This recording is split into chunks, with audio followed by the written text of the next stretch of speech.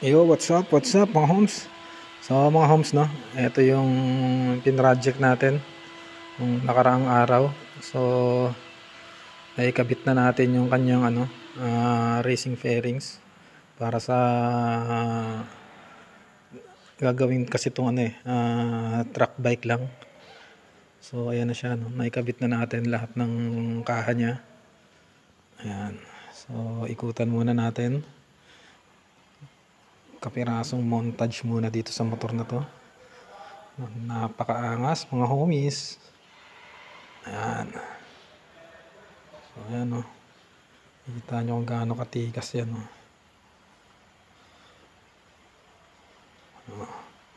Diba? Napakaangas niyan mga homies. So mga homes, no, so upgrade din tayo ng mga parts dito. So yung unang kinabit natin dito, yung acrophobic na exhaust nya na full system. Ayan siya. Doon yan, doon sa harapan.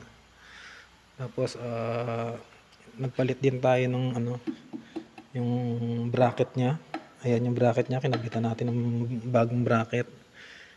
At ito yung spider na rear set. Ayan siya mga homes. Ayan. So okay na yan. Tapos ito, nagpalit tayo ng sa handlebar nya. Pinalitan din natin yan, isang set yan kasama tong 333 nya. Ayan.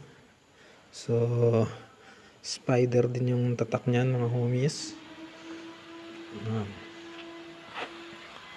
Ayan siya. Ayan, o, ang kabilaan yan. Ayan. Ito yung sa kabila nya. Ayan, okay na yan mga homes. Ayan. So ang susunod natin gagawin dito mga homies, dahil magkakaroon tayo ng pagtabas dito, dahil ayan, o, tumatama siya dito, tumatama siya dyan. Mag-a-adjust tayo. Pag-iisipan natin kung ano magandang gawin dyan para hindi siya sumasayad. At ganun din dito sa kabila, kasi ito tumatama rin to dito. Ayan, tumatama siya dyan. So mag-a-adjust din tayo.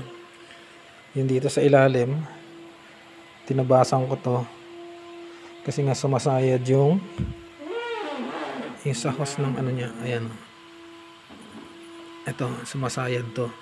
So mag-adjust tayo, binawasan natin to. So gagawin na lang natin dyan mga homies. Ito, lilinisin na lang natin to. Medyo pupuliduhin lang natin yung pagkakatabas na ito. Ayan. Tapos ito pala mga homes. Ayan, nagkabit tayo na ito. Ayan. Ang susunod na gagawin dyan mga homes, yung na lang, kakabitan niya ng mga decals. So abangan niyo na lang mga homes yung mga susunod natin na post na ito. Yung kompleto na talaga siya, yung kasama na yung mga decals niya. Yan mga homes. Maraming salamat sa inyo mga homes, and God bless.